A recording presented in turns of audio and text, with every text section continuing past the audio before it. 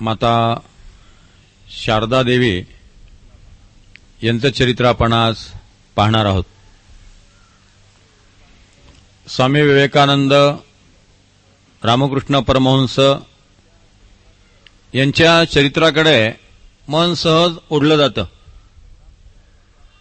रामकृष्णांची वारंवार भावावस्था, त्यांची कालीमातेची पूजा, विविध भावातनं त्यांनी केलेली अनुष्ठानं, या सगळ्या गोष्टींनी मन आकर्षित होतं. स्वामी विवेकानंदांच्या चरित्रात तर ग्लॅमरिंग भरपूर आहे. त्यांचा तो वीरभाव, त्यांचं प्रदेशातली व्याख्यानं, त्यांचं कार्य.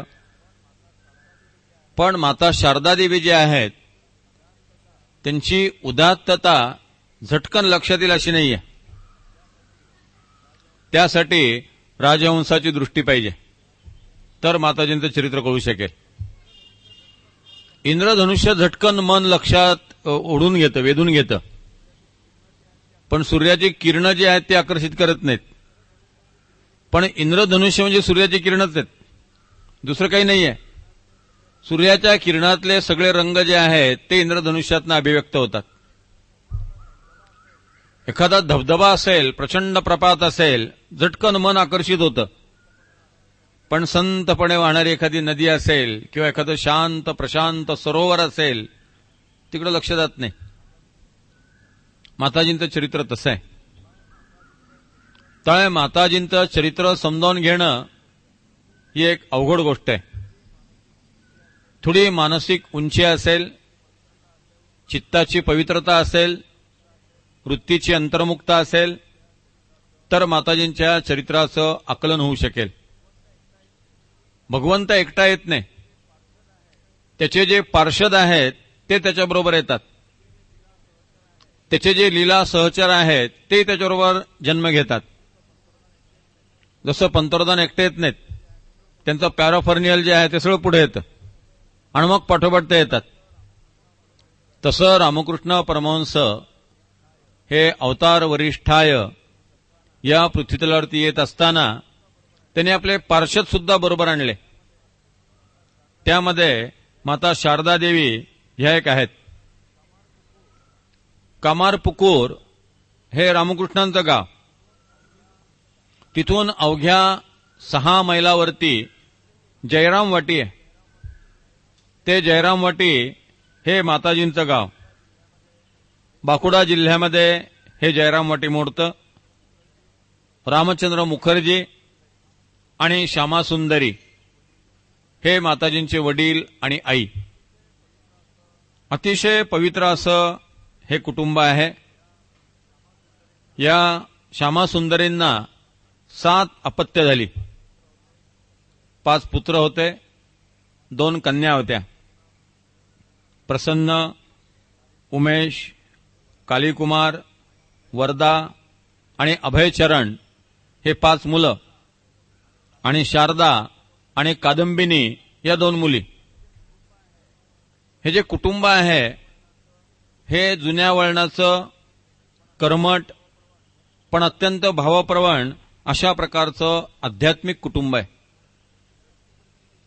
यांची घरची परिस्थिती जी आहे ती अत्यंत बेताची आहे.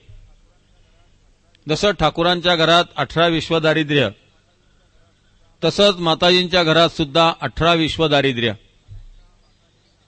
अनेकदा माताजींना, त्यांच्या आईंना जानवी जोड करून ती विकावी लागत असत. ज्याप्रमाणे आपण पाहिलं की भगवान रामकृष्णांचं आगमन होण्यापूर्वी त्यांचे वडील क्षुदिराम आणि त्यांच्या मातोश्री चंद्रमणी देवी यांना आधी काही दृष्टांत झाले. अवताराचं आगमन होत आहे याचे काही संकेत आधी प्राप्त झाले. अगदी तशाच प्रकारच्या पूर्वसूचना, तशाच प्रकारचे दृष्टांत माता शारदा देवींच्या आगमनाच्या आधी श्यामासुंदरी आणि माताजींचे वडील यांना झालेले आहेत. त्यानुसार 22 डिसेंबर 1853 या दिवशी माताजींचा जन्म झालेला आहे. लहानपणापासून माताजींची वृत्ती जी आहे ती अत्यंत शांत आहे, ते अत्यंत प्रेमळ आहेत, कमालीच्या अंतर्मुख आहेत, अत्यंत मधुरभाषी आहेत. त्यांच्या बालपणाबद्दल असं सांगितलं जातं की लहानपणी त्यांचं कोणाशीही कधी भांडण झालं नाही. ज्याला अजात शत्रू म्हणतात अशा प्रकारचं माताजींचं व्यक्तिमत्व होतं. लिहायला शिकावं, वाचायला शिकावं अशी त्यांची इच्छा होती, पण त्या काळातल्या प्रथेनुसार त्यांना शाळेत घातलं गेलं नाही. मुलींना लिहिता वाचता यायला लागलं की त्या बिघडतील, त्या कादंबऱ्या वाचतील, नाटकं वाचतील आणि मग त्यांचं शील जे आहे ते त्या गमावून बसतील, अशा प्रकारची त्या काळातल्या लोकांची धारणा होती. आणि त्या भीतीमुळे स्त्रियांना शिकू दिलं जात नव्हतं. पुढे भगवान रामकृष्ण देवांच्या सहकार्यानं माताजी वाचायला शिकल्या. एकदा त्यांना हातात पुस्तक धरून वाचताना पाहिलं आणि रामकृष्णांचा भाचा हृदयराम यांनी त्यांच्या हातातून ते पुस्तक हिसकून घेतलं. स्त्रियांनी वाचायचं नसतं, स्त्रियांनी अभ्यास करायचा नसतो, अशा प्रकारची त्या काळातली धारणा होती. पण माताजींना भगवान रामकृष्ण यांचा सहवास लाभल्यामुळे थोडंसं वाचन त्या शिकल्या. मुख्य त्यांचा सगळा पिंड जो होता तो उपासनेवरती होता. हे कुटुंब जरी दारिद्र्य असलं तरी अंतःकरणाने अत्यंत विशाल होतं. 1864 साली जेव्हा बंगालमध्ये दुष्काळ पडला होता तेव्हा माताजी सांगत असत की माझ्या वडिलांनी कोठी घरात साठवून ठेवलेलं धान्य जे आहे त्याची रोज खिचडी शिजवावी आणि ज्या लोकांना खायला नाहीये त्यांना मोफत वाटावी. देण्यासाठी जवळ संपत्ती असावी लागत नाही, मोठं अंतःकरण असावं लागतं. आणि ते मोठं अंतःकरण श्यामा सुंदरी आणि माताजींचे जे वडील आहेत त्यांच्याजवळ होतं. म्हणून शेवटपर्यंत दारिद्र्यात सुद्धा या गृहस्थाश्रमामध्ये आपल्याला दानधर्म पाहायला मिळतो. माताजी लहान असताना त्या रामकृष्णांच्या पत्नी होणार असा संकेत त्यांनी केलेला होता. मोठी गमतीशीर कथा आहे. माताजींची जी आई आहे श्यामा सुंदरी, हिचं माहेर जे आहे ते शिहड आहे आणि शिहडलाच हृदयराम राहत असल्यामुळे एकदा भगवान रामकृष्ण परमहंस हृदयराम बरोबर शिहडला गेले होते. तिथे एक उत्सव चालू होता. त्या उत्सवामध्ये रामकृष्ण सामील झालेले होते आणि 2.5-3 वर्षाची शारदा आपल्या आईबरोबर त्या उत्सवात सामील झाली होती. लहान मुलीची चेष्टा केली जाते, तिला अनेक गमतीशीर प्रश्न विचारले जातात. तसं माताजींना विचारण्यात आलं, का गं तुझा नवरा कुठे आहे? 2.5-3 वर्षाच्या शारदेने तिच्यापेक्षा 18 वर्षांनी मोठ्या असलेल्या रामकृष्णांकडे अंगुली निर्देश केला आणि सांगितलं, तो माझा पती आहे. म्हणजे शारदा माता या अपघाताने रामकृष्णांच्या पत्नी झालेल्या आहेत आणि अशा प्रकारचं वैराग्यमय जीवन नाईलाजास्तव त्यांच्या वाट्याला आलेलं आहे असं अजिबात घडलेलं नाहीये.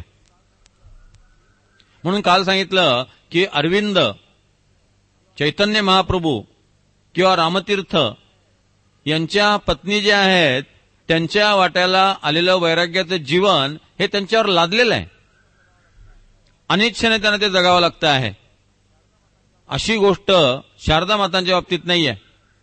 शारदा मातांनी 2.5-3 वर्षाचे असताना रामकृष्णांकडे अंगुली निर्देश करून हे माझे पती आहेत हे सूचित केलेलं आहे. इकडे रामकृष्ण परमहंस कलकत्त्यात आहेत. दक्षिणेश्वरला कालीमातेची ते पूजा करतायत, पण वेगवेगळ्या प्रकारच्या साधनेमुळे ते सतत आत उतरलेले आहेत. व्यावहारिक जगताकडे त्यांचं अजिबात लक्ष नाहीये. एवढंच नव्हे तर सगळ्या प्रकारचे अभिमान टाकून साधना करायची. मग कपड्याचा एक अभिमान असतो, देहाचा एक अभिमान असतो, तो टाकायचा. म्हणून अनेकदा रामकृष्ण परमहंस नग्न अवस्थेत साधन करत असत. पंचवटीत जेव्हा ते बसायचे तेव्हा अंगावरल्या कपड्यांचं त्यांना भान नसायचं. साधना करत असताना सगळे कपडे टाकून द्यायचे. या सगळ्याचा परिणाम असा झाला की कामार पुकूरपर्यंत बातमी पोहोचली की रामकृष्णांच्या डोक्यावरती परिणाम झालेला आहे. महापुरुषांच्या बाबतीत अशा बातम्या फार लवकर पसरल्या जातात. मीडियात असा आहे की चांगल्या बातम्या लवकर पसरत नाहीत, वाईट बातम्या लवकर पसरतात. त्यामुळे रामकृष्णांच्या डोक्यावरती काहीतरी परिणाम झालेला आहे हे चंद्रमणी देवींना जेव्हा कळलं तेव्हा आईला अतिशय वाईट वाटलं. त्यांनी ठाकूरांना बोलावून घेतलं. काही लोकांनी सल्ला दिला की मुलाचं लग्न करा म्हणजे मुलगा ताळ्यावरती येईल. लग्न झाल्यावर माणसं सुधारतात हा गैरसमज ह्या देशात फार पूर्वीपासून पसरलेला आहे.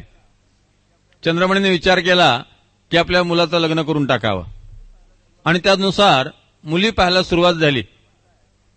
स्वतः रामकृष्ण म्हणतायत फार इकडे तिकडे हिंडू नका, जयराम वाटेला जा, तिथं रामचंद्र मुखोपाध्याय यांची मुलगी वधू म्हणून खूण करून ठेवलेली आहे, तिथं विचारा. आईला वाटलं वेड्याच्या भरात काहीतरी बोलला असेल, पण बाकीचे लोक म्हणाले म्हणतोय ना, लग्नाला तयार आहे ना, चौकशी करायला काय हरकत आहे. आणि म्हणून तिकडं चौकशीला गेले.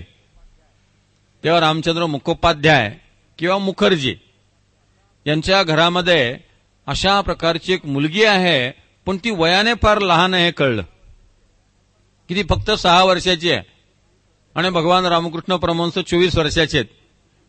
तेव्हा काय करावं.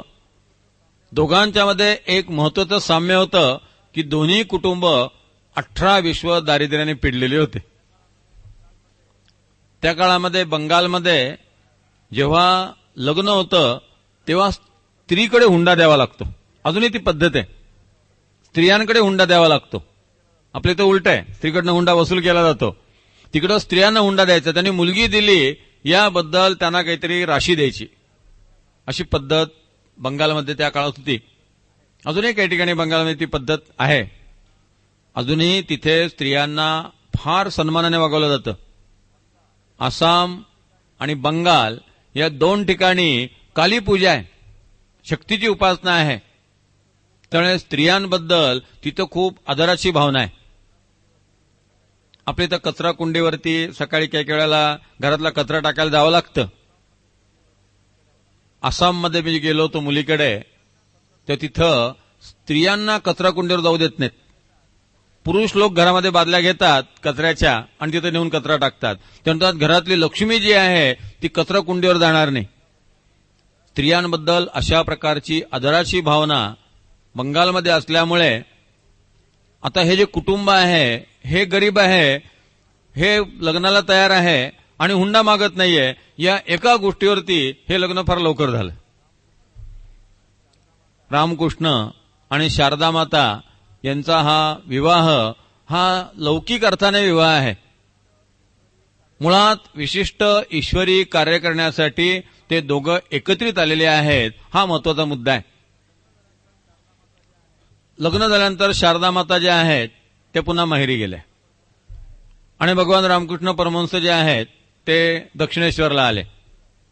पुन्हा त्यांची साधना, त्यांच्या सगळ्या तऱ्हा सुरू झाल्या. 5-6 वर्ष ते तिथे होते आणि 5-6 वर्षानंतर भैरवी ब्राह्मणी आल्याचं आपण काल पाहिलं. तंत्रमार्गाची साधना मंदिरात राहून करणं बरोबर नाही, म्हणून रामकृष्ण परमहंस भैरवी ब्राह्मणीला घेऊन कामारपुकूरला आले आणि तिथं त्यांनी माता शारदादेवींना निरोप दिला की तुम्ही निघून या. त्यावेळेस शारदा माता 13 वर्षाच्या झालेल्या आहेत. 13 वर्षाच्या माताजी मुद्दाम कामारपुकूरला आल्या. त्या काळात त्यांनी भैरवी ब्राह्मणींची फार मोठी सेवा केलेली आहे. भगवान रामकृष्ण देवांची सुद्धा सेवा केलेली आहे. 6 महिने त्या सासरी म्हणजे कामारपुकूरला होत्या. या 6 महिन्यातल्या अनेक आठवणी त्यांनी मुद्दाम सांगितलेल्या आहेत आणि त्या आठवणीमध्ये त्या म्हणतात की ठाकूरांचं माझ्याशी त्या काळातलं वागणं अत्यंत प्रेममय होतं. ते भगवत भक्तीमध्ये पूर्णपणे रंगून गेलेले असायचे. व्यवहारातल्या बारीक सारीक गोष्टी ज्या आहेत त्या त्यांनी मला समजावून सांगितल्या. कब्बशा कशा धुवाव्यात, तेलवात कशी लावावी, काडीपिटी जी आहे ती पेटून झाल्यानंतर काडी बाजूला कशी टाकावी, ती जी काजळी आहे ती दिव्याची काजळी कशी पुसावी, ह्या बारीक सारीक व्यवहारातल्या गोष्टी ज्या आहेत त्या ते मला अत्यंत प्रेमाने समजावून सांगत असत. ठाकूरांचं अंतःकरण किती प्रेममय आहे याचा अनुभव माताजींनी या 6-7 महिन्याच्या वास्तव्यामध्ये घेतला. हा कोणीतरी दैवी पुरुष आहे, थोर महात्मा आहे, याची माताजींना त्यांच्या त्या 6-7 महिन्याच्या सहवासात खात्री पटली. तंत्रमार्गाची साधना संपली आणि भगवान रामकृष्ण परमहंस भैरवी ब्राह्मणीसह पुन्हा दक्षिणेश्वरला निघून गेले. माता शारदा देवी पुन्हा माहेरी निघून गेल्या. 3-4 वर्ष अशीच गेली. वरचेवर जयराम वाटीला बातम्या येत असत की रामकृष्ण वेड्यासारखं करतात, अनेकदा त्यांच्या अंगावरती कपडेच नसतात, ते नीट जेवतच नाही, पूजा नीट करत नाही, बहुतेक त्यांना कामावरनं काढलेलं दिसतं आहे, अशा प्रकारच्या वावड्या पसरलेल्या होत्या. अनेकदा जयराम वाटेला रस्त्यावरनं शारदा माता चाललेली असली की बाकीच्याने म्हणावं, ती बघा वेड्याची मुलगी चालली आहे, वेड्याची बायको चाललेली आहे. कशा प्रकारचे आघात माताजींना त्या काळात सहन करावे लागले असतील आपण कल्पना करू शकतो. यावेळेस माताजींची एक आत्या होती, भानू आत्या. त्यांना रामकृष्णांच्याबद्दल पूर्ण खात्री होती. या भानुआत्यांनी खूप साधना केलेली होती. त्या फार मोठ्या पारमार्थिक भगिनी होत्या. त्या नेहमी शारदा देवींना म्हणत असत की शारदे, तू काळजी करू नको, तुझा नवरा जो आहे तो फार मोठा आध्यात्मिक पुरुष आहे, माझ्या मते तो विष्णूचा अवतारच आहे. अनेक लोक श्यामासुंदरी म्हणत असत, कुठल्या वेड्याच्या गळ्यात तुम्ही तुमची मुलगी बांधून ठेवलेली आहे, आता काय तिचं होणार. या सगळ्यामध्ये माताजींना असं वाटायचं की मी का बरं जयरामवाटीमध्ये राहिलेले आहे. जर खरंच त्या अडचणीत असतील, खरंच त्यांच्या डोक्यावर परिणाम झाला असेल, खरंच ते आजारी असतील, तर मी तिथे जाऊन त्यांना मदत नको का करायला.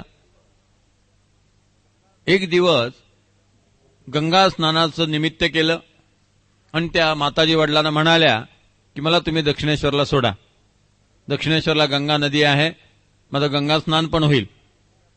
आईवडिलांना वाटलं की मुलगी आता तरुण झालेली आहे, संसार करण्याची मनात इच्छा आहे, म्हणून ती म्हणते आहे, म्हणून त्यांनी तिला तिथं न्यायचं ठरवलं. जयराम वाटी ते दक्षिणेश्वर सुमारे 60-70 मैलाचा प्रवास. हा सगळा प्रवास पायी करावा लागणार होता.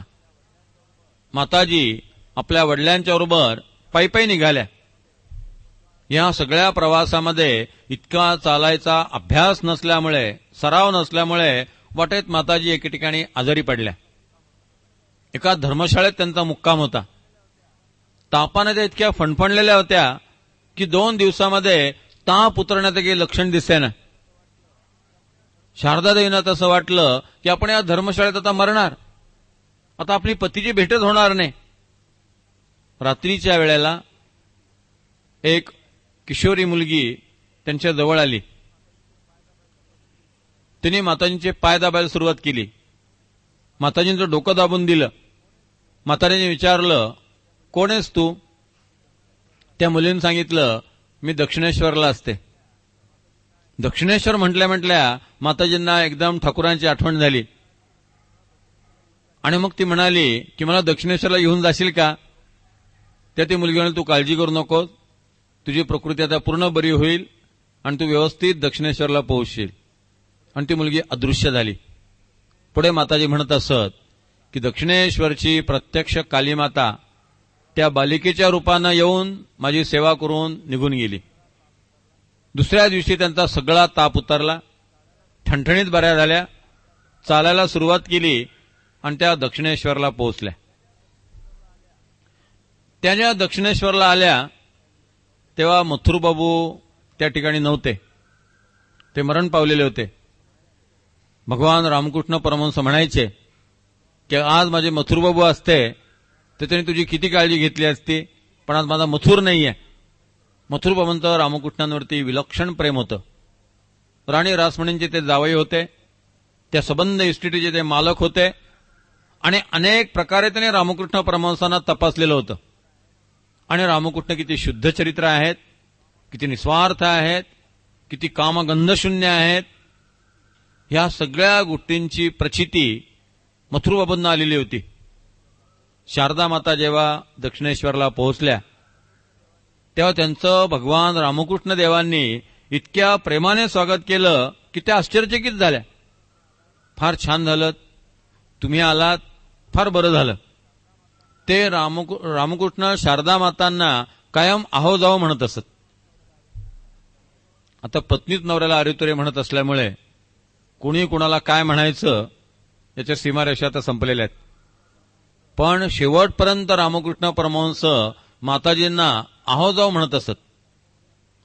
एकदा तसं घडलं की माता शारदादेवींनी जेवणाचं ताट जे आहे ते रामकृष्णाच्या तिथं टेबलवर आणून ठेवलं. रामकृष्ण भावावस्थेमध्ये होते. त्यांच्याशी समजूत झाली की त्यांची जी पुतणी आहे लक्ष्मीमणी तिनेच ताट आणून ठेवलेलं आहे, म्हणून जाताना दार लावून घे असं तिला एकेरी ते म्हणाले. ठीक आहे असं शारदा माता म्हणाल्या. आणि मग एकदम ठाकूरांच्या लक्षात आलं की माताजी होत्या आणि आपण त्यांना आरेतुरे म्हटलो, दार लावून घे असं एकेरी म्हटलो, दार लावून घ्या असं म्हटलो नाही. त्यांना रात्रभर झोप नाही आली. का तर आपण माताजींना एकेरी शब्दाने संबोधिलं. माताजींचा आध्यात्मिक अधिकार भगवान रामकृष्ण परमहंस पूर्णपणे जाणून होते आणि म्हणून ते इतक्या प्रेमाने त्यांच्याशी वागतात. रामकृष्णांच्या काही काही गोष्टी चरित्रातल्या ज्या आहेत ना त्या मोठ्या अद्भुत आहेत. अरविंदांना आपली पत्नी आपल्या मार्गातला अडथळा वाटू शकते. चैतन्य महाप्रभूंना किंवा रामतीर्थांना आपली पत्नी आपल्या इष्टसाध्यातला अडथळा वाटू शकते. रामकृष्णांना तसं कधी वाटलं नाही. उलट रामकृष्ण म्हणतात तुम्ही आलात, फार छान झालं. भगवान रामकृष्ण देव संन्यास घेतलेले आहेत. त्यांना तोतापुरी परमहंसांनी संन्यास दीक्षा दिलेली आहे. पण कसं विलक्षण चरित्र आहे बघा. जगाच्या इतिहासात संन्यास आश्रमानंतर पत्नीबरोबर संसार करणारे रामकृष्ण परमहंस हे एकमेव अपवाद आहेत. आपण जर संन्यास घेतला तर आपल्या आईला मानसिक धक्का बसेल, म्हणून त्यांनी तोतापुरींना सांगितलं होतं मी संन्यास घेईन एका अटीवर, तुम्ही मला संन्यास दीक्षा दिली आहे हे माझ्या आईला कळता कामा नये. तोतापुरी म्हणले ठीक आहे, म्हणले तेवढी काळजी मी घेईन. म्हणून रामकृष्णांनी संन्यास घेतला ना तर त्यांच्या मातेला माहिती नाही आपल्या मुलाने संन्यास घेतला म्हणून. आणि त्याच्यानंतर शारदा माता तिथे आलेल्या आहेत आणि संन्यास घेतलेला हा मनुष्य आपल्या पत्नीबरोबर संन्यस्त वृत्तीने राहतोय. जगाच्या आध्यात्मिक इतिहासातलं हे एकमेव अपवादभूत उदाहरण आहे. धर्म जो आहे तो कसा मोठ्या माणसाच्या आचरणाने बदलत जातो आणि सिद्ध होतं ते इथं लक्षात येतं. उलट रामकृष्ण परमहंस शारदा देवींना त्रिपुरा सुंदरी समजून त्यांचं प्रत्यक्ष पूजन करतात.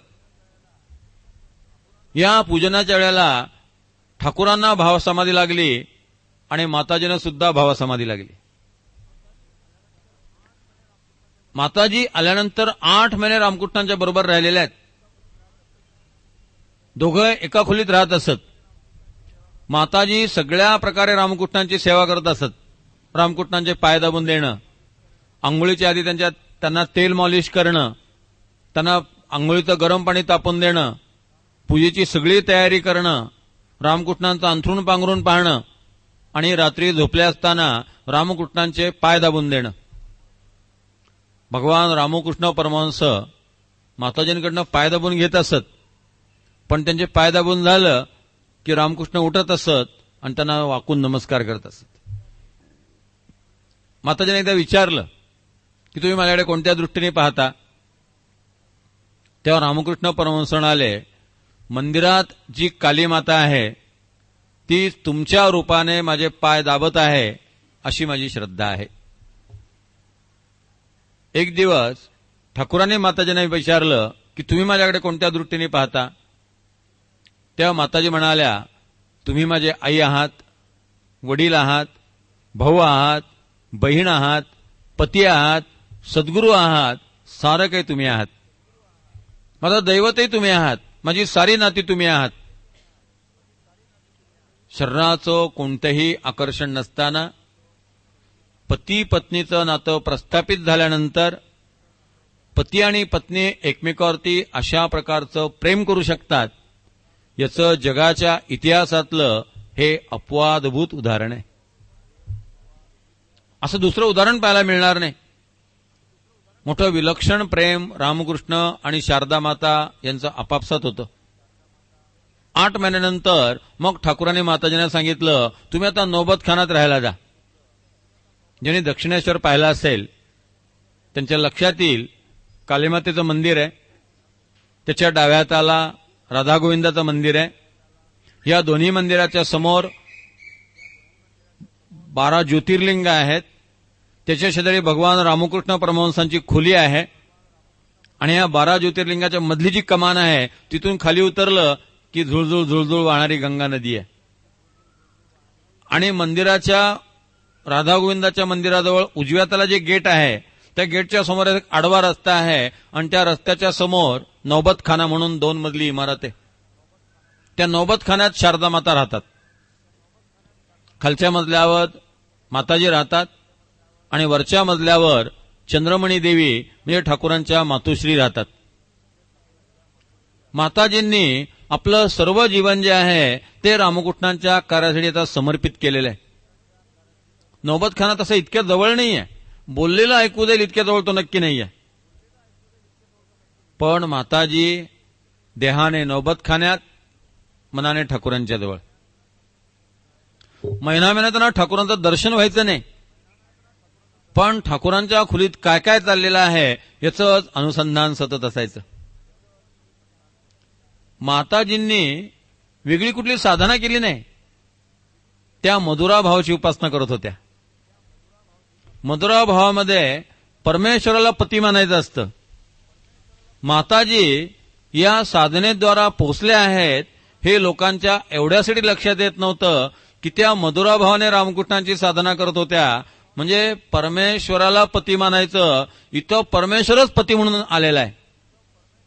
त्यामुळे लोकांना वाटतं नवऱ्याचं करतायत, करावंच लागतं बायकांना, सोडणार काय, कारण न करून करणार काय.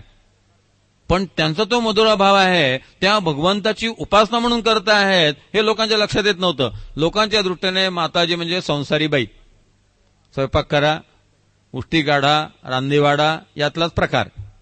पण आतून माताजींचा भाव होता की भगवान रामकृष्ण देव हे प्रत्यक्ष परमात्मा आहेत, तो परमात्मा माझा पती आहे आणि मी त्याची आराधना करते आहे. इतकं बारीक सारीक लक्ष असायचं. रामकृष्णांना बाहेर जायचं होतं, टांग्यासाठी 2 पैसे पाहिजे होते. ते हृदयाला म्हणाले, अरे हृदय जा यांच्याकडनं 2 पैसे घेऊन ये. पैसे सगळे माताजी सांभाळायच्या, ठाकूर पैशाला स्पर्शच करायचे नाहीत. हृदय गेला तेव्हा त्यांनी पाहिलं माताजींनी नौबत खाण्याच्या उंबरट्यावरती 2 पैसे ठेवलेले होते. कसं ऐकू गेलं? अनुसंधान सारखं ते. जसं लहान मूल रडायला लागलं ना की आई कुठे असली तरी आईला ऐकू येतं, कारण अनुसंधान आहे. त्या मुलाकडे ओढ आहे, अंतःकरणाचं एक वेगळं नातं आहे, टेलिपॅथी आहे. माताजीने बरोबर 2 पैसे ठेवलेले. इतक्या त्या ठाकूरांशी एकरूप झालेल्या होत्या. महिना दर्शन नसलं तरी अंतःकरण जी आहेत ती एकमेकाला मिळालेली होती. म्हणून अशा प्रकारचं वैवाहिक जीवन, अशा प्रकारचं सांसारिक जीवन अन्य कुठल्याही पतिपत्नींच्या जीवनात आपल्याला पाहायला मिळणार नाही. माताजी ज्या आहेत त्या रामकृष्णांशी इतक्या समरस झालेल्या होत्या. दुपारी रामकृष्ण भजन म्हणत, मग त्या गुपचूप येत आणि पडद्यामागे उभ्या राहत आणि रामकृष्णाचं भजन ऐकत. खोलीमध्ये रामकृष्ण असत, दारात पडदा असे, त्या पडद्याशी उभं राहायच्या. पुढे काय झालं, त्या पडद्याला एक छिद्र पडलं. माताजीच्या छिद्रातनं रामकृष्णांकडे पाहायच्या आणि मग रोज काय करायच्या, बोटाने ते छिद्र थोडं थोडं मोठं करायच्या की रामकृष्ण जरा व्यवस्थित दिसावेत. एक दिवस रामकृष्ण हृदयाला म्हटले, अरे हृदय, या पडद्याचं छिद्र मोठंच होत चाललेलं आहे, कशा प्रकारची एकरूपता दोघांच्या मध्ये होती बघा. पान्हाटीला उत्सव होता. पान्हाटीच्या उत्सवाला यावं असं माताजींच्या मनामध्ये होतं. पण रामकृष्णांचा अजून निरोप नाही आला तुम्ही उत्सवाला या म्हणून. मग त्यांनी हृदयरामला विचारलं, ठाकूरांना विचार की मी उत्सवाला येऊ का. हृदयरामने ठाकूरांना विचारलं की माताजी असं म्हणतायत. तेव्हा ठाकूर म्हणाले, त्यांना म्हणावं तुमची इच्छा असेल तर यायला हरकत नाही. जेवढं एकच वाक्य माताजीने ऐकलं आणि त्यांनी यायचं रद्द केलं. त्यांना मी येत नाही. तुमची इच्छा असेल तर याचा अर्थ ठाकूरांची इच्छा नाहीये. आणि जर मग ठाकूरांची इच्छा नाहीये तुम्ही कशासाठी उत्सवाला येऊ. म्हणून माताजी गेल्या नाहीत. दुसऱ्याचं अंतःकरण जे आहे ते जाणणं वाचणं ही सुद्धा एक कला आहे. फार क्वचित अशा प्रकारचे विवाह संबंध प्रस्थापित होतात. अनेकदा पैसा आणि सौंदर्य यांचेच विवाह होतात. स्त्री नवऱ्याचा पैसा पाहते आणि नवरा स्त्रीचं सौंदर्य पाहतो. अंतःकरण एकमेकाला जुळत नाहीत. अनेक संसार असे असतात की रेल्वेचे रूळ जे आहेत ते वर्षानुवर्ष सरळ धावत असतात, एका रेषेत असतात, पण ते रूळ एकमेकाला कधी भेटत नाहीत. तसं वर्षानुवर्ष पती आणि पत्नी एकत्रित नांदत असतात, पण त्यांची अंतःकरण एकमेकाला कधीच भेटत नाहीत. शारदा माता, रामकृष्ण परमहंस दोघांचं जीवन पूर्णपणे कामगंधशून्य आहे. पण दोघांची अंतःकरणं एकमेकाला इतकी मिळालेली आहेत. तुमची इच्छा असेल तर तुम्ही या. माताजी म्हटल्या, नाही माझ्या इच्छेने देवाच्या इच्छेने वर्तावे. देव करील ते मानावे, तरीच मग स्वभावे कृपाळू देव. आता माताजींना स्वतःची इच्छाच कुठे होती. आता माताजींना स्वतःचं अंतःकरण कुठे होतं. आता माताजींचा स्वतःचा असा वेगळा अभिमान कुठे होता. त्या ठाकूरांच्या मध्ये पूर्णपणे विलीन होऊन गेल्या होत्या. या विलिनीकरणाला विवाह असं म्हणतात. स्वतःचा पुन्हा इगो शिल्लक ठेवायचा याचा अर्थ तो विवाह नाहीये. म्हणून या ठिकाणी माता जे आहेत त्यांनी स्वतःचं अस्तित्व जे आहे ते पूर्णपणे भगवान रामकृष्णांच्या संसारामध्ये विलीन करून टाकलेलं आहे. त्या सगळ्या शिष्यांची व्यवस्था जी आहे ती बघतायत. दिवसभर सारखी माणसं येत आहेत जात आहेत.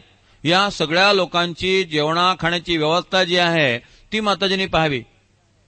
गिरीश बाबू आले आहेत, त्यांना अमुक आवडतं. केशवचंद्र सेन आलेले आहेत, त्यांना अमुक आवडतं. नरेंद्रनाथ आलेला आहे, त्याला तिखट पिठलं आणि जाडी भाकरी आवडते. बलराम बाबू आलेले आहेत, त्यांना मुगाच्या डाळीची खिचडी आवडते. सगळं लक्षात ठेवायचं. गॅस नव्हता, कुकर नव्हता, कुठल्याही प्रकारची अनुकूलता नव्हती. आपण एकदा दक्षिणेश्वरला जा, म्हणजे नौबत खाण्याला ज्या खोलीमध्ये माताजी राहत असत ती खोली किती लहान आहे ती एकदा बघा. कशा पद्धतीने माताजी राहिल्या असतील आणि हा सगळा संसार त्यांनी कसा केला असेल ते सगळं पाहून आपण थक्क होऊन जातो. दिवसभर येणाऱ्या जाणाऱ्या तसं करायचं. आणि एवढं करून माताजींचा रोज 50,000 ते 1,00,000 जप होत होता. पहाटेने 3ला उठायच्या, बाहेर अंगणात बसायच्या, चंद्राकडे पाहत पाहत जप करायच्या आणि चंद्राला म्हणायच्या, तुझं अंतःकरण जसं शीतल आहे तसं माझं अंतःकरण शीतल ठेव. तू जसा पवित्र आणि निर्मळ आहे तसं मला पवित्र आणि निर्मळ ठेव. सतत नामामध्ये असायच्या. कर्म करत असताना सुद्धा त्यांचं अनुसंधान सारखं होतं. सतत जपामध्ये असत. म्हणून भगवान रामकृष्ण म्हणत असत की माझ्यापेक्षा त्यांचा अधिकार जास्त आहे. भाव जर माझ्या अंतःकरणात उदित झाला तर मी भाव लपवून ठेवू शकत नाही. पण माताजी जे आहेत त्या भाव लपवून ठेवतात. भाव लपवून कार्य करण्याची क्षमता जी आहे ती माताजींच्या मध्ये जास्त होती. बाबूराम म्हणजे स्वामी प्रेमानंद म्हणत असत की ठाकूर भावाबरोबर वाहत जातात. माताजी त्या भावातच चहा करतात, त्या भावातच खिचडी करतात, त्या भावातच पोहे करतात, त्या भावातच कर्म करत राहतात. भावावर अंकुश ठेवायचा आणि कर्म करत राहायचं हे माताजीनं साधलेलं होतं. म्हणून एकदा लाटू महाराज पंचवटीत ध्यान करत बसले होते. ते कालीमातेचं ध्यान करायचे. रामकृष्ण तिथून चालले होते. रामकृष्णांच्या खडावांचा आवाज ऐकला आणि लाटू महाराजांनी डोळे उघडले आणि रामकृष्णांकडे पाहिलं. तेव्हा रामकृष्ण म्हणाले, तू जिथं ध्यान करतो आहे ती नौबत खाण्यात पोळ्या करतीये. म्हणजे काली माता आणि शारदा माता ही एका सत्याची दोन रूपं आहेत हे रामकृष्णांच्या अंतःकरणामध्ये पूर्णपणे बिंबलेलं आणि ठसलेलं होतं. एकीकडे तुम्ही कालीमातेचं ध्यान करता आणि दुसरीकडे माताजींना मदत करत नाही. त्या स्वयंपाकात गडबडीत आहेत, घाईत आहेत, उत्सव आहे, अनेक माणसं जेवायला येणार आहेत. जिवंत परमेश्वराची उपेक्षा करणं आणि मंदिरातल्या दगडाच्या परमेश्वराचं पूजन करणं हा जो हिंदू धर्मातल्या अनेकांचा व्यवच्छेदक दोष आहे तो ठाकूरांनी दाखवून दिला. ज्याचं तू ध्यान करतो आहे ती नौबत खाण्यात पोळ्या लाटते आहे. म्हणून हृदयराम जेव्हा माताजींना चिडवत असे, रागवत असे, तेव्हा ठाकूर म्हणत असत, हृदय तू सगळं कर पण त्यांचा रोष ओढून घेऊ नकोस. त्यांचा रोष ओढून घेतला की तुझं सगळं संपलं म्हणून समज. इतका ठाकूरांच्या अंतःकरणामध्ये माताजींच्या बद्दल विलक्षण प्रेमभाव होता. ते दोघं जे आहेत ते एकमेकाला अभिव्यक्त करत होते. अरविंद आणि पांडिचेरीच्या माताजी यांचे संबंध कसे होते? पांडिचेरीच्या माताजी म्हणत असत, without him I exist not, without me he is unmanifested. Mataji या ठाकूरांना अभिव्यक्त करत होत्या आणि ठाकूरांना माताजींचं अधिष्ठान होतं. म्हणून ठाकूरांच्या कार्यामध्ये त्या इतक्या समरस झाल्या होत्या की वेगवेगळ्या प्रकारे त्या ठाकूरांची सेवा करत होत्या. ठाकूरांकडे येणारा जाणारा प्रत्येक मनुष्य हा आपला आहे ही माताजींची भावना होती. 12 वर्ष त्यांनी चंद्रमणी देवींची मोठी विलक्षण सेवा केली. अतिशय काळजीपूर्वक त्या चंद्रमणींची जेवणाची, निवासाची, भोजनाची व्यवस्था माडीवर जाऊन पाहत असत. माता शारदा देवींनी ठाकूरांच्याकडे येणारे जे सगळे संन्यासी शिष्य आहेत त्यांची सुद्धा फार काळजी घेतलेली आहे. ही सगळी तरुण तरुण मुलं होती. ते ठाकूरांकडे 8-8, 10-10 दिवस येऊन राहायचे. ठाकूर त्यांच्या आहारांच्या बाबतीत फार काळजी घेत असत. कोणी किती खायचं हे ठाकूरांनी ठरवून टाकलेलं होतं. बाबूराम महाराज 4 फुलके खायचे. राखाल म्हणजे स्वामी ब्रह्मानंद हे जरा जाडजूड होते तब्येतीने, उंचेपुरे होते, 6 फुलके खायचे. शशी महाराज 4 फुलके खायचे. सगळ्यांचा आहार त्यांच्या प्रकृतीनुसार ठरवून दिलेला होता. एक दिवस ठाकूरांनी बाबूरावला विचारलं, का रे किती पोळ्या खाल्ल्या? तो म्हणला 5 खाल्ल्या. एक जास्त का खाल्ली? आईने म्हटले आग्रहाने वाढली. ठाकूर थोडेसे अस्वस्थ झाले. राखाल आला, का रे किती फुलके खाल्ले? 8 खाल्ले. 2 जास्त का खाल्ले? आईने आग्रहाने वाढलं. नंतर पाहिलं शशीने पण 5 फुलके खाल्ले होते. ठाकूरांनी लगेच पायात खडावा घातल्या. लगेच नौबत खाण्यामध्ये आले आणि त्यांनी माताजींना प्रश्न विचारला, राखालला आग्रह करून 2 फुलके जास्त वाढले, बाबुरामला 1 फुलका जास्त वाढला, शशीला 1 फुलका जास्त वाढला, तुम्ही या लोकांना साधू होऊ देणार आहात की नाही? ही मुलं इथं साधू व्हायला आलेली आहेत. माताजी म्हणाल्या, मुलांच्या साधू होण्याची काळजी तुम्ही करू नका, ते मी बघून घेईन, तुम्ही त्यांच्या पोळ्या काढू नका. ठाकूरांच्या चेहऱ्यावर इतका आनंद दिसला तर अगदी आनंदाने परतले. हा आनंद कशाचा होता? मुलांच्या साधू होण्याची काळजी तुम्ही करू नका, ते मी बघून घेईन. ठाकूरांच्या असं लक्षात आलं की जे आपलं कार्य आहे त्याचं उत्तरदायित्व हिने आता स्वतःवरती घेतलेलं आहे. पुढे जे ठाकूरांनी देह ठेवलेला आहे ते देह ठेवताना या सगळ्या संन्याशांना त्यांनी माताजींच्या झोळीत घातलेलं आहे, माताजींच्या सुपूर्त केलेलं आहे. म्हणजे ठाकूरांचं जे कार्य आहे त्या कार्याशी माताजी किती एकरूप झाल्या होत्या ते याच्यावरनं लक्षात येतं. अनेकदा माताजींनी जो स्वयंपाक केलेला आहे त्या स्वयंपाकाला बाकीचे लोक जे आहेत ते नावं ठेवत असत, पण नावं ठेवले म्हणून माताजी कधी चिडल्या नाहीत. त्या लगेच ठरवायच्या, यांना असं आवडत नाही ना, इथून पुढे त्यांना असं करायचं नाही. कोणाला काय आवडतं हे लक्षात ठेवून त्या त्या पद्धतीने त्या सगळ्या लोकांची सेवा त्या करत होत्या. पण हे सगळं करत असताना आत अनुसंधान जे आहे ते भगवान रामकृष्ण परमहंसांचं होतं. जगाच्या दृष्टीनं पत्नीनं पतित केलेलं चिंतन होतं. आध्यात्मिक दृष्टीनं मधुरा भावातनं माताजी ठाकुरांची आराधना करतायत. एक दिवस त्या ठाकुरांना म्हणाल्या, मला निर्विकल्प समाधीची प्राप्ती करून द्या. ठाकूर म्हणाले, बसा. माताजी ध्यानाला बसल्या आणि ठाकूर म्हणाले, माझं मन, माझं शरीर, माझी इंद्रिय सगळं मी भगवंताला अर्पण करते आहे असा भाव धारण करा.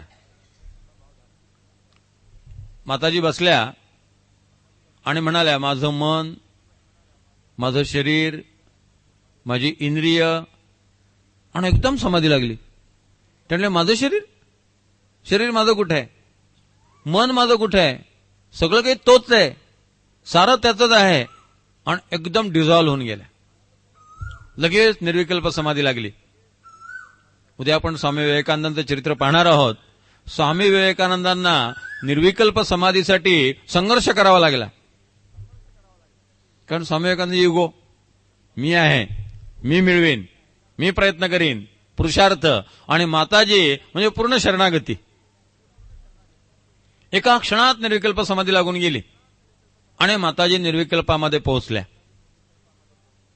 ठाकूर जेव्हा भावावस्थेत असत तेव्हा कुठला मंत्र म्हटल्यानंतर ते देहबोधावते येतील हे सगळं माताजींना माहिती होतं.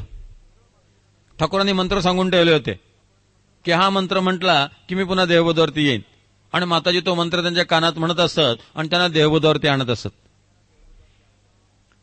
हृदयराम आणि माताजी यांनी त्या काळात ठाकुरांची अशी काळजी घेतली नसती तर ठाकुरांनी केवळ देह ठेवला असता.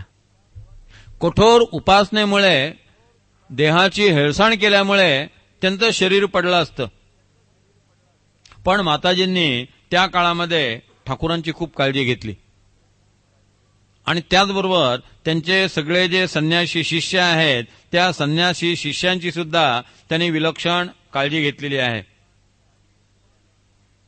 भगवान रामकृष्ण देव जे आहेत हे म्हणत असत की जेव्हा माझ्या फोटोची लोक पूजा करतील,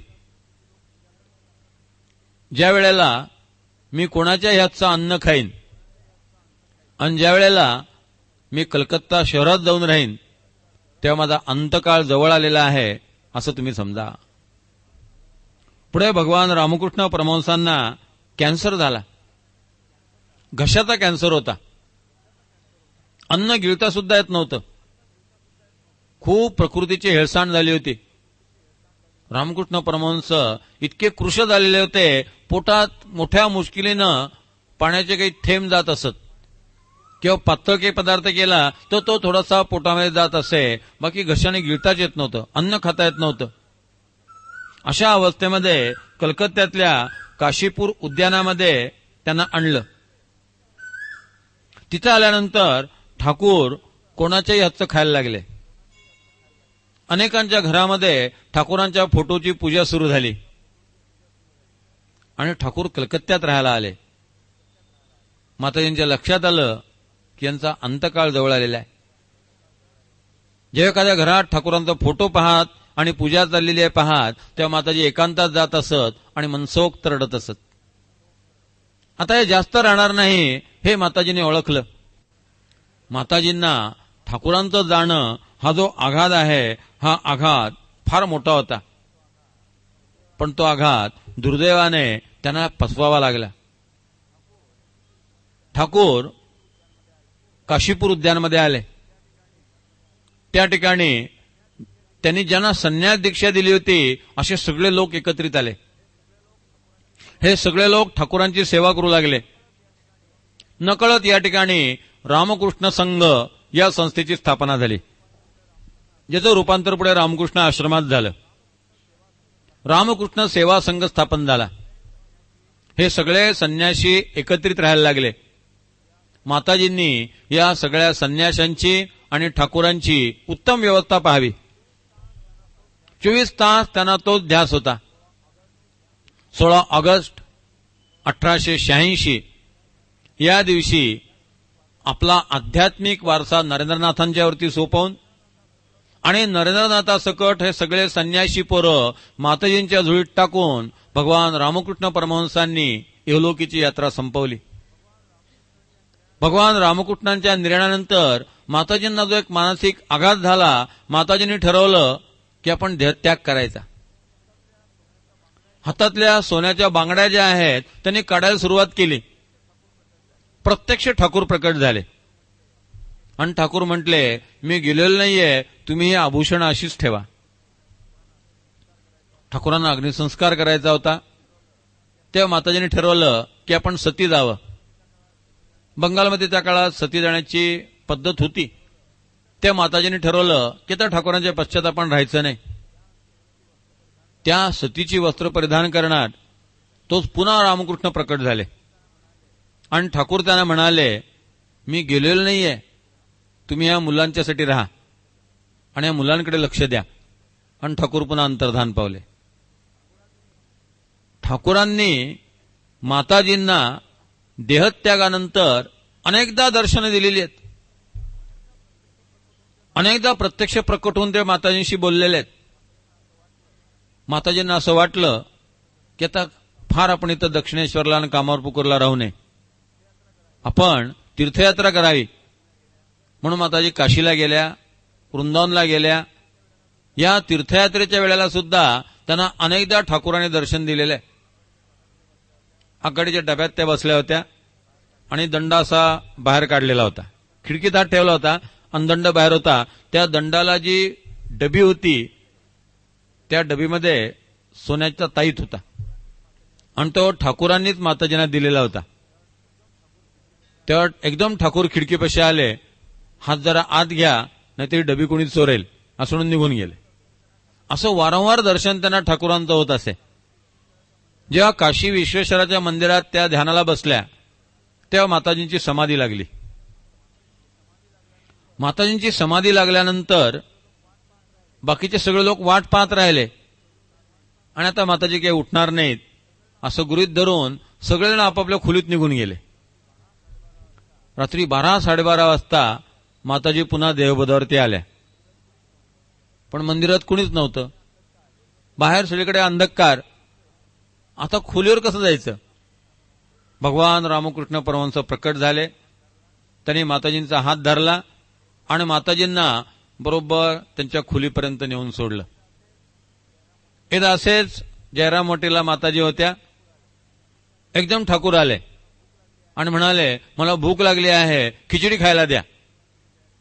माताजींनी खिचडी तयार केली. ठाकूरांनी ती खाल्ली. मग म्हटले, मी जरा इथं उसरीत पडतो. आणि उसरीत ठाकूर झोपले. माताजी आतमध्ये झोपल्या. नंतर माताजी उठून बाहेर येऊन पाहतात तर ठाकूर निघून गेलेले होते. अशा प्रकारची भगवान रामकृष्ण देवांची दर्शनं त्यांना अनेकदा झाली.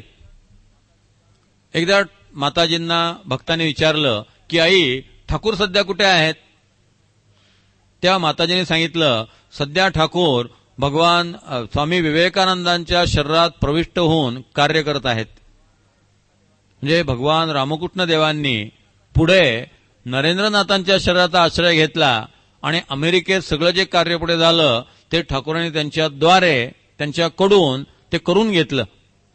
पण अशा प्रकारे माताजी अनेकदा रामकृष्णांना पाहत असत आणि त्यामुळे रामकृष्ण अजूनही अस्तित्वात आहेत अशी त्यांची धारणा होती.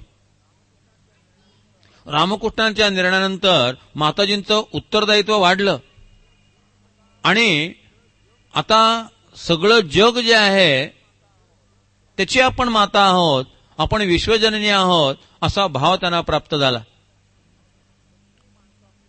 सगळी माणसं आपली लेकरं आहेत आणि आपण त्यांच्या प्रत्यक्ष माता आहोत. या भावामध्ये माताजी अनेक काळ होत्या. अहो जेव्हा त्या गयेला गेल्या तेव्हा भगवान बुद्धदेवांच्या समाधीचं दर्शन घेतलं. तिथं अनेक बौद्ध भिक्षू होते. हे सगळे बौद्ध भिक्षू जे आहेत त्यांना राहायला उत्तम खोल्या होत्या, त्यांची निवासाची व्यवस्था होती, भोजनाची व्यवस्था होती. हे सगळं माताजींनी पाहिलं आणि माताजींना असं वाटलं की ठाकूरांचे जे संन्यासी शिष्य आहेत ते वणवण हिंडतायत, त्यांना राहायला जागा नाहीये, त्यांच्या अंगावरती पुरेसा कपडा नाहीये, आणि इथं बौद्ध भिक्षू जे आहेत ते किती व्यवस्थित राहत आहेत.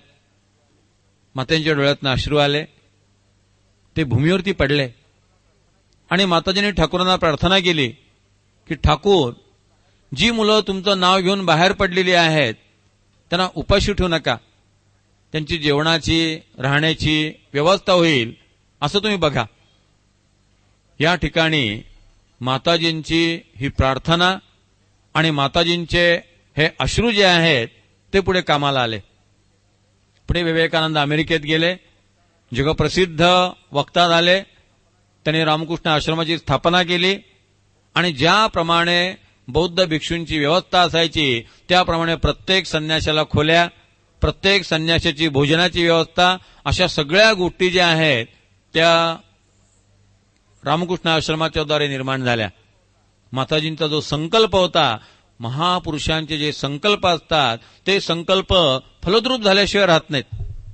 त्यांच्या इच्छा या त्यांच्या इच्छा नसतात, त्या भगवंताच्या इच्छा असतात.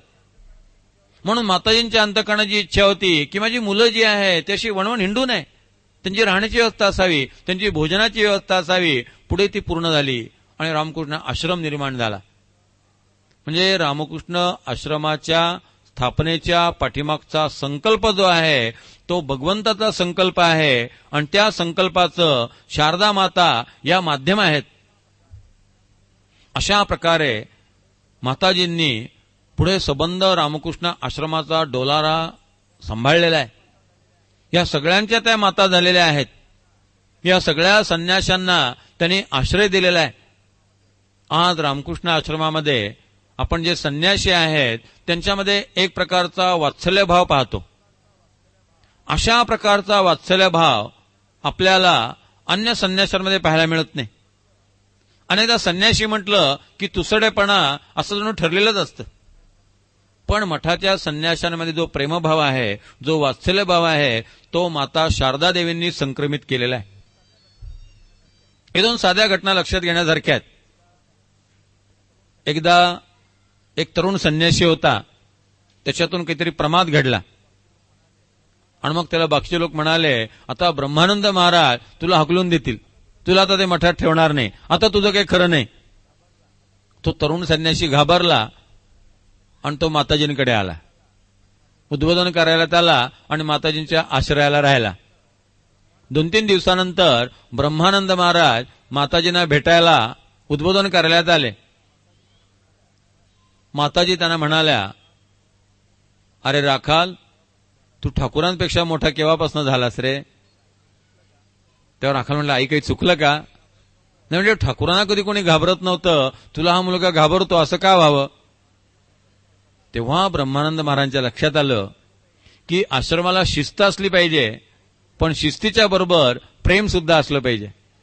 मग माताजी म्हणाल्या, अरे हे मुलं इथे येतात, आपलं घरदार सोडतात, नोकऱ्या सोडतात, शिकलेली मुलं आहेत, सगळं इथं अर्पण करतात, त्यांच्यातून जर एखादी चूक झाली तर त्यांना पोटात नको का घालायला?